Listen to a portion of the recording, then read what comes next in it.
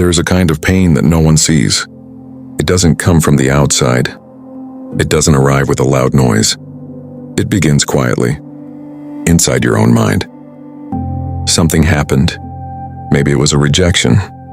Maybe it was a mistake. Maybe someone said something that cut deep. Or maybe you lost something precious, something you can never get back. That moment hurt. It hurt deeply. And that pain was real. That was the first suffering. But then something else happened. The moment passed. Days went by. Weeks. Even months. And yet somehow you kept hurting. The event was over.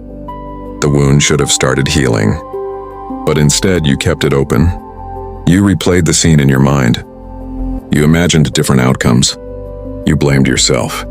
You blamed others. You built entire stories around a moment that no longer existed. And that is the second suffering. The Stoics understood this deeply. They saw something that most of us miss. The event itself is not what destroys us. What destroys us is the story we keep telling ourselves about the event. Seneca, the great Roman philosopher, wrote something that still shakes us today. 2,000 years later, he said, "We suffer more in imagination than in reality." Read that again. We suffer more in imagination than in reality. Think about what that truly means. The pain you are carrying right now, the anxiety that greets you in the morning, the heaviness in your chest when you try to sleep, most of it is not caused by what actually happened. Most of it is caused by what your mind keeps doing with what happened. This is the art we must learn. The art of not suffering twice. It is not about denying pain. The first suffering is real. It is human. It deserves to be felt. But the second suffering is optional. It is self-inflicted, and it can be released. The Stoics did not teach us to become numb. They taught us to become free. Free from the prison of our own thoughts. Free from the exhausting cycle of replaying wounds. Free to live without carrying the weight of things that no longer exist. But how do we actually do that? How do we stop the second suffering? How do we catch ourselves in the act of self-torment and finally let go? That is exactly what we will explore in this video. Not as a theory, but as a practice. A practice that can change the way you experience pain forever. To change how we experience pain, we must first understand something. Easy to say, hard to truly grasp. The first suffering and the second suffering, they feel the same. Same weight in the chest. Same ache that follows you to sleep. But their source, completely different. The first suffering comes from outside. A friend who betrayed you. A failure you never saw coming. A loss that arrived uninvited. That pain is unavoidable. You cannot control the world. You cannot control people. You cannot control fate. But the second suffering, that comes from within. Not the event. The echo. Not the wound. The hand that keeps touching it, checking if it still hurts. Marcus Aurelius knew this deeply. He wrote not for an audience, but for himself, alone in his tent, at war. He wrote, "Today I escaped from all my troubles. Or rather, I cast them out, because they were never outside of me. They were within my own perceptions. The most powerful man on earth, and his troubles were never outside. They were within." Think about that. Think about the last time someone criticized you. Words lasting 3 seconds, but you carried them for weeks. The last time you failed. One moment, but replayed for months. The last time you lost something. One chapter closing, but you kept reading the same page.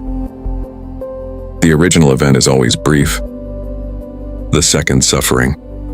We stretch it ourselves. We fuel a fire already out. We build a prison from a moment that no longer exists. Seneca said it sharply. We suffer more in imagination than in reality. Imagination. It paints masterpieces. It dreams better worlds. But it also builds a private hell, invisible to others, devastatingly real to you. When you lie awake replaying old conversations, that is imagination working against you. When a wound from years ago stings like yesterday, that is imagination stealing your present. Here is what the Stoics want us to see. The first suffering is human. It must be felt. It must be honored. But the second suffering, optional. That word changes everything. Optional means you have a choice. It means the door is unlocked. You are not a prisoner. You are a volunteer. But how do we stop volunteering for our own pain? How do we catch ourselves in the act? How do we know what must be felt? And what can finally be released? Let us go there now. The first step. Catch yourself in the act. The second suffering does not announce itself.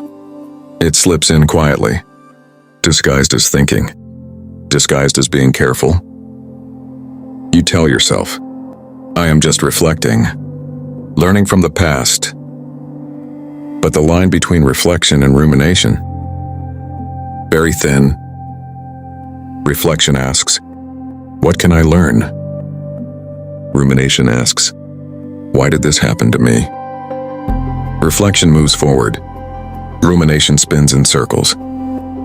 Reflection brings clarity. Rumination brings exhaustion. When you are reflecting, there is movement, even if painful. There is direction. But when you are ruminating, you are stuck. Same thoughts, same images, same questions, looping. And every loop deepens the groove. Epictetus, the former slave who became a great Stoic teacher, called this being dragged by impressions. An impression is that first flash, an insult, a failure, a memory surfacing. That flash, you cannot control it.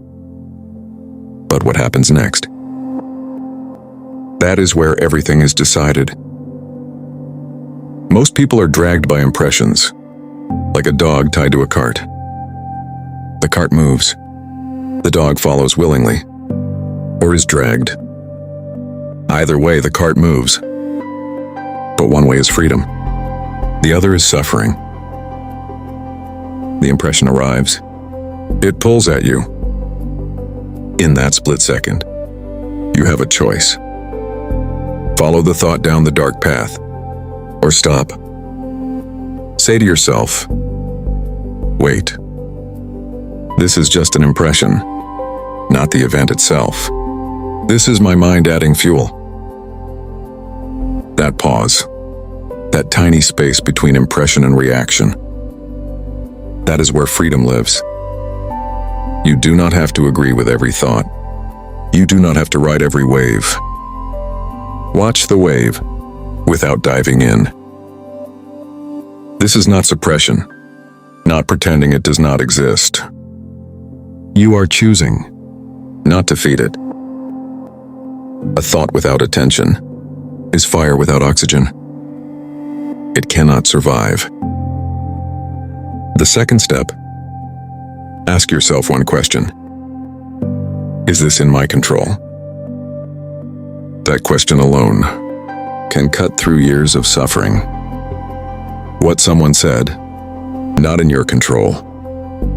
What already happened, not in your control. What might happen tomorrow, not in your control.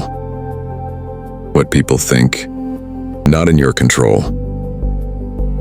But your response right now, your focus, whether you feed the thought or let it pass, that is yours. Only yours. The second suffering always lives on the wrong side of that line. Now the third step, this one is the hardest. It requires a different courage. Not the courage to fight, but the courage to feel. We face that next. We have been talking about letting go, about not feeding the second suffering, about choosing not to be dragged. But there is something we must be honest about. Sometimes, we hold on to pain, not because we do not know how to let go, but because we are afraid. Afraid of what happens if we stop. If I stop replaying that mistake, does it mean I do not care that it happened? If I stop grieving, does it mean I have forgotten them? If I stop worrying, does it mean I am not prepared for what comes next? We confuse pain with loyalty, suffering with love, anxiety with responsibility.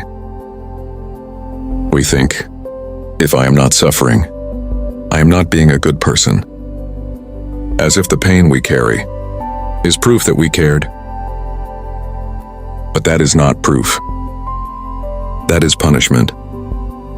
And no one, no person you lost, no mistake you made, no future you fear, none of them are asking you to suffer. You are asking yourself. Seneca wrote about this too, in a letter to a friend who could not stop grieving, years after the loss. He did not say, "Do not grieve." He said, "Grief must have its place, but grief must also have its end." The first tears, they honor what was lost, but tears that never stop, they dishonor the living. And you are still living. This is the third step. Feel it fully. Once. Not halfway. Not distracted. Not pushing it down. Feel it completely. Let it move through you. And then, let it leave. Because pain that is felt fully, pain that is welcomed and understood, it does not stay forever. It transforms. Think of a wave. You cannot stop a wave. You cannot hold it back. But you can let it crash. You can let it wash over you. And then, the water recedes. The sand settles. The ocean is calm again. What we do instead? We run from the wave. We build walls against it. We pretend it is not coming. And the wave never crashes.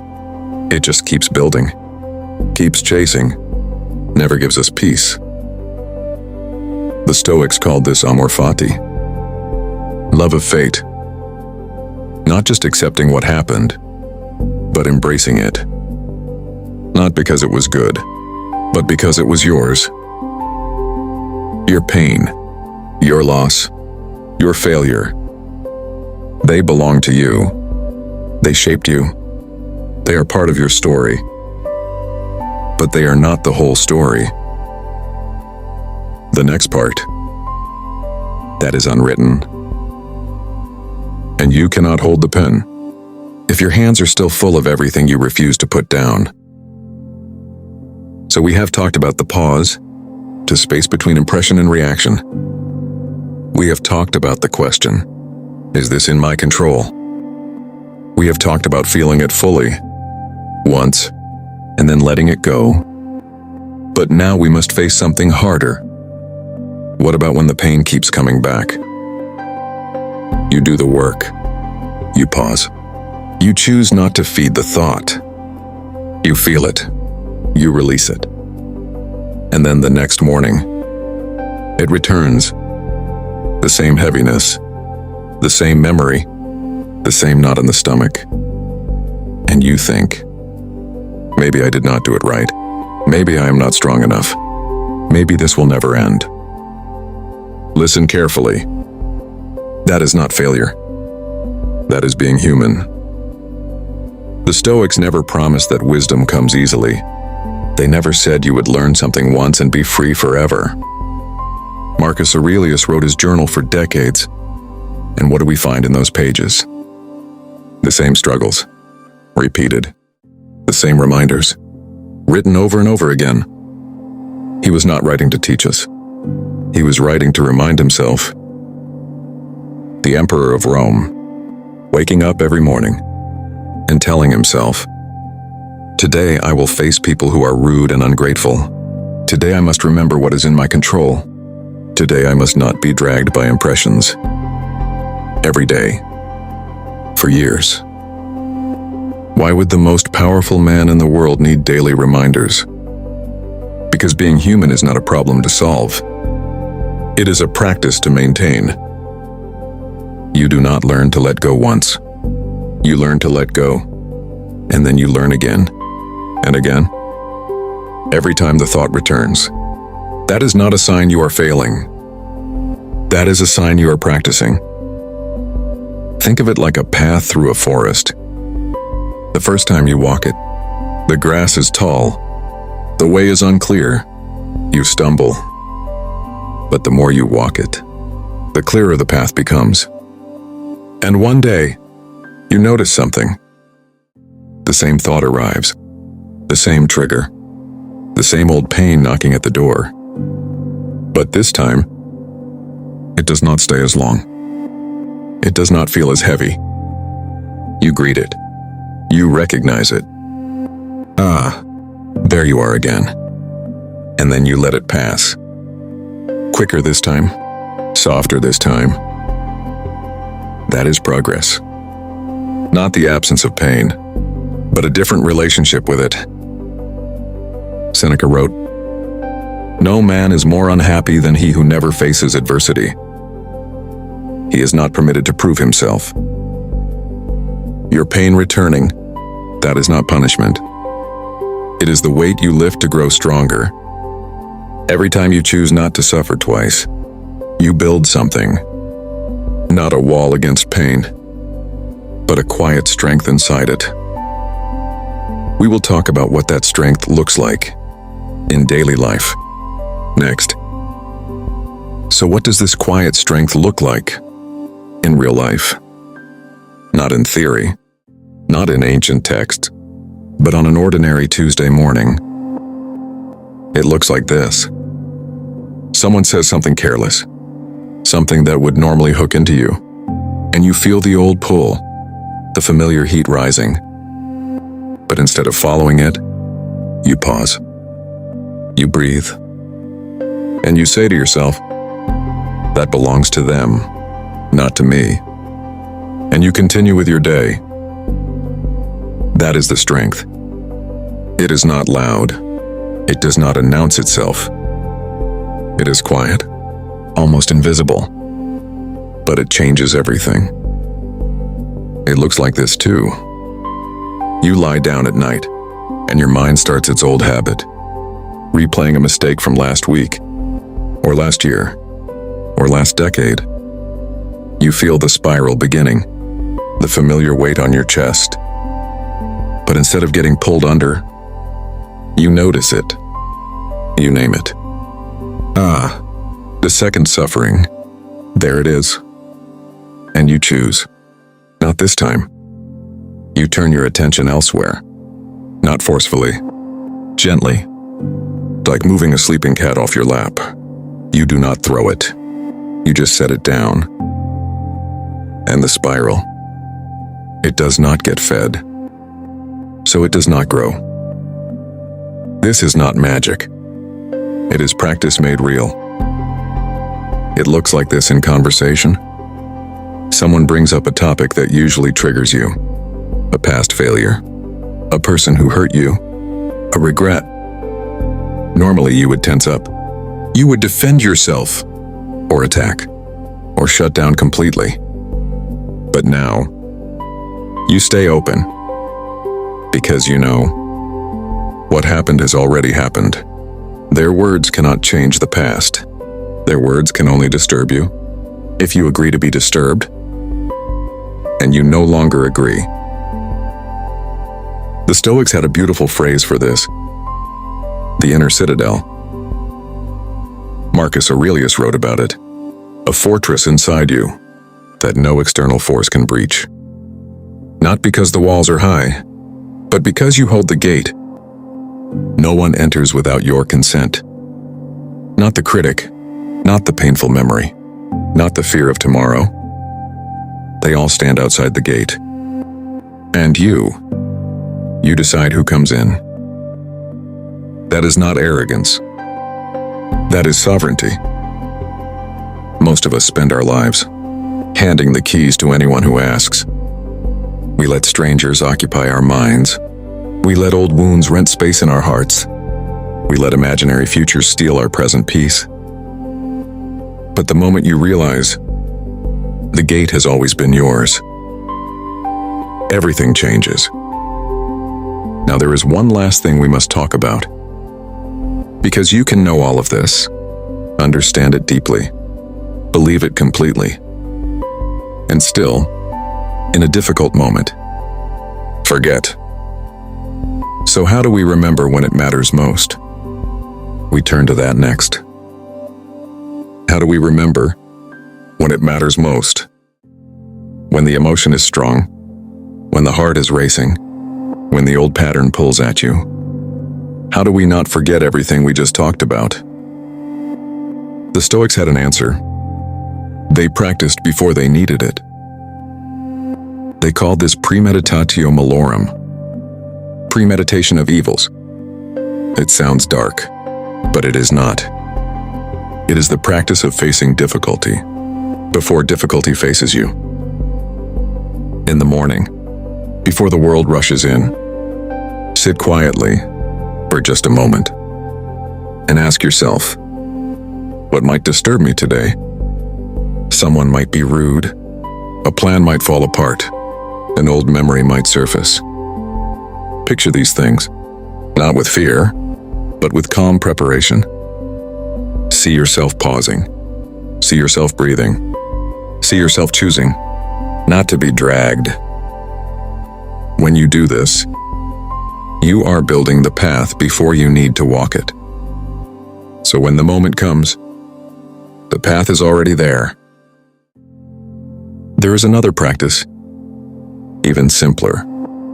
One word, one breath. When you feel yourself slipping into the second suffering, stop, breathe once, deeply, and say to yourself, optional. Just that word, optional. Because that is what the second suffering is. Optional. You do not have to pick it up. You do not have to drink that poison. You do not have to walk through that door. One word, one breath, a door closing gently. There is a third practice, and this one comes from Epictetus. At the end of the day, when everything is quiet, ask yourself, what did I feed today? Did I feed my worries? Did I feed my anger? Did I feed old wounds? Or did I feed my peace? Did I feed my presence? Did I feed what is real? No judgment, no harshness toward yourself, just awareness. Because what you feed grows, what you starve dies. This is not about being perfect. You will forget. You will stumble. You will catch yourself already 10 minutes deep in an argument with someone who is not even in the room. It happens. It will happen. But the moment you realize, that is the victory. Not the never falling, but the noticing you have fallen and choosing to stand up again. Every time you do this, the groove of the old habit gets shallower. The neural pathway weakens. The second suffering loses its grip. And one day, you realize something strange. Something that used to destroy your whole day now passes in an hour. Something that used to keep you awake for weeks now visits briefly and leaves. That is not numbness. That is freedom. Now we have reached the final part. What life actually looks like when you master the art of not suffering twice. That is where we go now. Imagine waking up, and the first thing you feel is not dread. Imagine someone mentioning a name that used to tighten your chest, and you notice nothing happens. The memory is still there. The event still happened. But the hook is gone. This is what the other side looks like. Not a life without pain, a life without unnecessary suffering. You still feel sadness. You still feel loss. You still feel disappointment. But these feelings come, they stay for their natural time, and then they leave. Like visitors who know they are welcome, but also know they must go home. You stop being a battleground. You stop waking up tired from wars you fought in your dreams. You stop carrying yesterday into today. You stop borrowing suffering from a tomorrow that may never come. You become lighter. Not because life got easier, but because you stopped carrying what was never yours to carry. The first suffering, it still comes. Because you are alive. Because you love. Because you try. Because you risk. And that is good. That is the price of being human. But the second suffering, the sleepless nights replaying old conversations, the endless what-ifs, the self-inflicted wounds, that you can finally set down, not because you became strong, but because you became wise. Seneca, near the end of his life, wrote these words: "What need is there to weep over parts of life? The whole of it calls for tears." He meant something profound. Life is hard enough on its own. It brings real loss, real hardship, real grief. Why add to it? Why manufacture pain on top of pain? Why be your own source of suffering? The world will give you enough reasons to hurt. Do not give yourself more. Quiet Compass. That is the name of this channel. A compass does not shout. A compass does not demand. It simply points, quietly, steadily, toward north, toward truth, toward home. Let this be your compass. When you feel the second suffering begin, when the spiral starts, when the old weight settles on your chest, remember, it is optional. Pause, breathe, choose. Not because you do not care, but because you care enough about yourself to stop hurting twice for something that only happened once. The art of not suffering twice. It is not a destination. It is a practice, a daily practice. And it begins again, right now.